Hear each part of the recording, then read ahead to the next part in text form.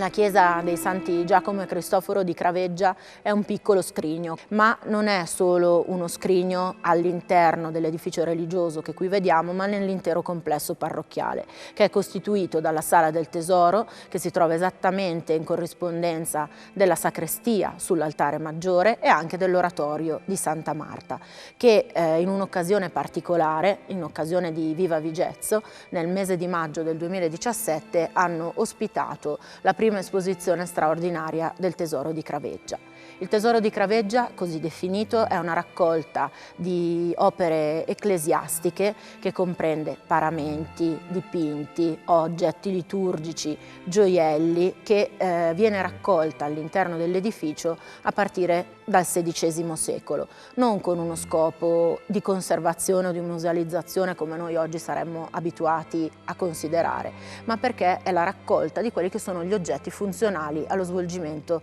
delle attività inerenti all'edificio religioso, in primis, e quindi all'attività delle celebrazioni liturgiche, e poi a supporto di quelle che sono le attività delle confraternite attive all'interno della parrocchia. Oggi è ancora viva e presente in questa comunità la confraternita di Santa Marta. All'interno del tesoro sono quindi confluite non solo le opere relative all'edificio religioso, chiesa, San Giacomo, San Cristoforo. Si vedono le statue dei due santi titolari della parrocchia proprio sulla balaustra accanto al cancello che permette l'ingresso nella zona presbiteriale, ma anche tutti quegli oggetti inerenti all'oratorio di Santa Marta, come stendardi processionali,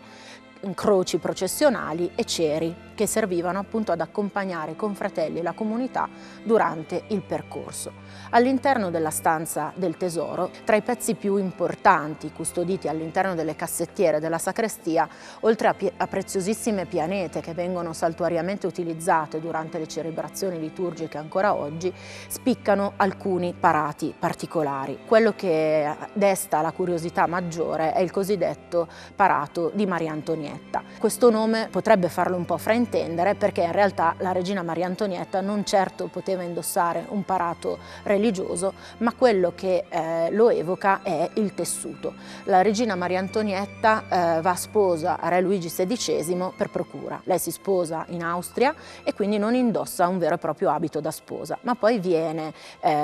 condotta a Parigi, dove fa conoscenza con il suo sposo, e ha questo meraviglioso abito con uno strascico ancora più imponente, circa di una ventina di metri di tessuto riccamente decorato e impreziosito da quelle che allora erano i motivi decorativi più in voga, ovvero i motivi a fiori e fiori colorati.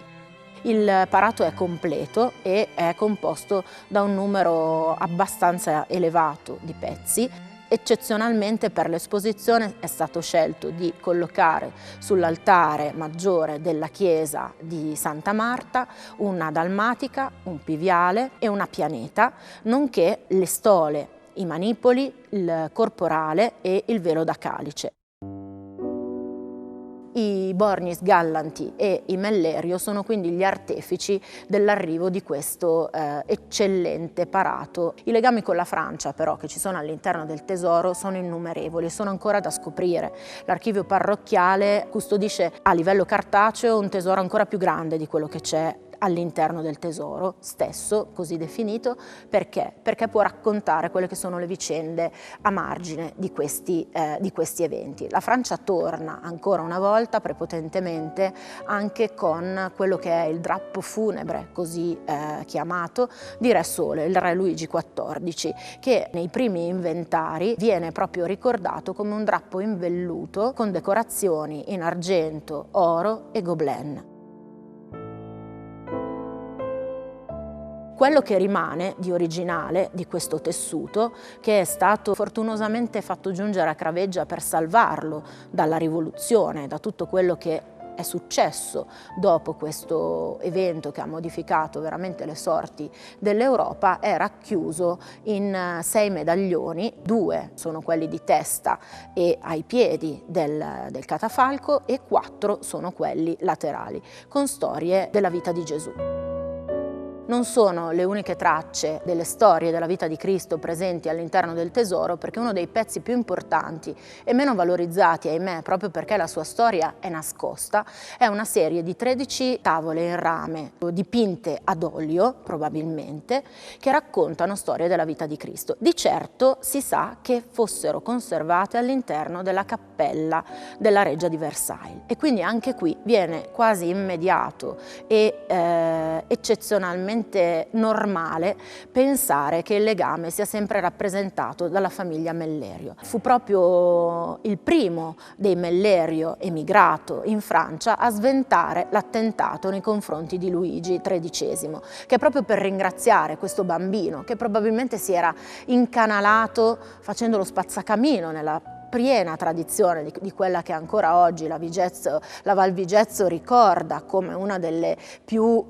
importanti occasioni di lavoro e di redenzione. Il re offre una ricompensa di qualunque entità a chi era stato così coraggioso da denunciare un oltraggio di tal genere, e modestamente chi è protagonista di questo sceglie di ricevere una sorta di licenza per poter commerciare in chincaglieria ovunque tra l'Italia e il Regno di Francia. Tra i pezzi più significativi troviamo un calice con una patena meravigliose che sono state per l'occasione esposte all'interno dell'altare di San Luigi, un altare con due San Luigi in realtà, abbiamo San Luigi dei francesi e San Luigi Gonzaga. Accanto si trova una croce processionale che per l'occasione non è stata montata ma lasciata nella scatola con cui normalmente veniva trasportata. La pietra collocata all'estremità dei bracci in 3 esemplari è un'ametista viola molto intensa, ametista che viene scelta quasi sempre come pietra di presenza anche negli altri oggetti che la famiglia Mellerio dona al tesoro di Craveggia. Troviamo delle ametiste di colore più chiaro sulla croce del grande ostensorio in argento e oro vermiculé che è stato per l'occasione collocato sul tronetto espositorio di fronte al tabernacolo dell'altare maggiore dell'oratorio di Santa Marta. Troviamo delle ametiste con taglio cabochon, quindi delle ametiste lisce, semicurve, sul pugnale della Beata Vergine Addolorata dell'omonimo altare, e troviamo ancora una volta delle ametiste nelle cuspidi della corona che veniva collocata sulla statua della Beata Vergine Addolorata, e ad ogni cuspide corrisponde uno dei 7 dolori per cui la Vergine soffre. Questa Vergine è una statua antichissima che viene appunto conservata all'interno dell'omonimo altare nell'oratorio di Santa Marta. La tradizione della processione è vivissima, al punto che nelle 2 finestre del presbiterio della chiesa parrocchiale sono ricordati 2 momenti della processione che coinvolgono anche gli edifici situati su quella che è chiamata la Piazza dei Miracoli qui a Craveggia. In uno vediamo la statua con la corona e il pugnale, e nell'altra finestra si vedono i sacerdoti che compongono il gruppo degli ecclesiastici che seguono la processione, dei parati gialli, che sicuramente gialli non sono nella realtà, che testimoniano quindi qual è la perfetta corrispondenza tra ciò che è conservato all'interno del tesoro e ciò che è raffigurato sulle vetrate donate ancora una volta da rappresentanti della famiglia Mellerio. C'è un pezzo all'interno del tesoro, un gruppo composto da un nutrito numero di parti che in realtà testimonia qualche cosa dell'artigianato della valle, quindi non di elevato livello artistico ma di profonda umanità. Si tratta di un presepe che risale agli inizi del XVIII secolo,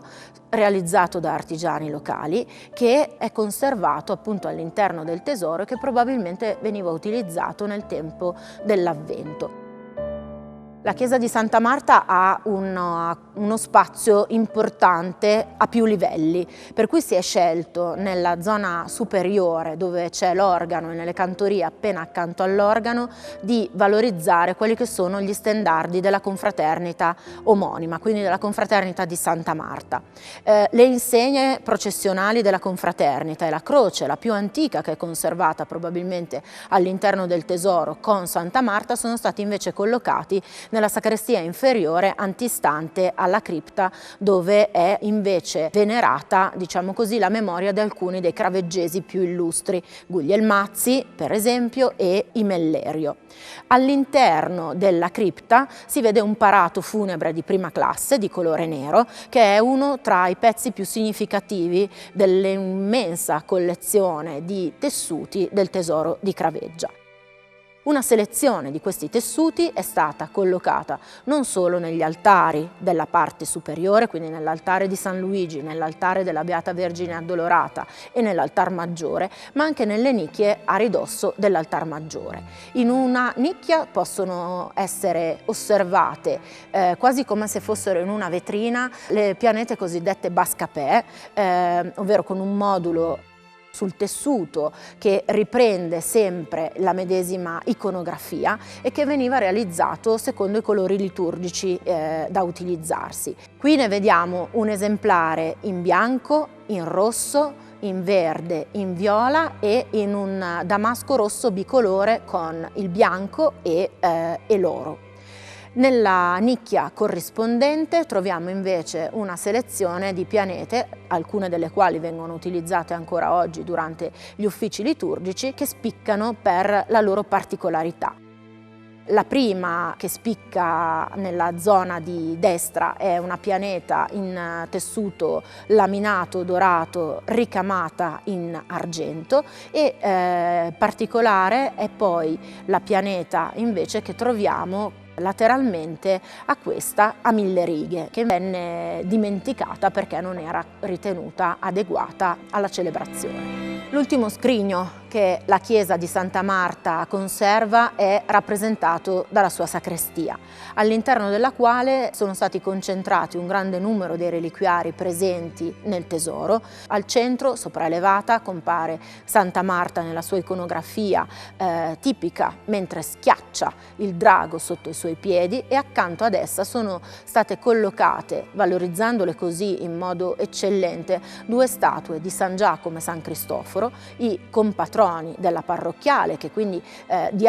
potrebbero dialogare perfettamente con quelle della chiesa accanto alla balaustra, ma che sicuramente sono più antiche. Accanto e tutto intorno ad esse spiccano i reliquiari che conservano le memorie dei santi che sono venerati sui diversi altari nel corso dei secoli. Abbiamo reliquiari a urna, reliquiari a tabella e reliquiari ad ostensorio che conservano in alcuni casi i sigilli originali di quando sono state collocate all'interno e che si differenziano per la ricchezza dei motivi decorativi e delle soluzioni di allestimento delle reliquie dei santi all'interno degli stessi.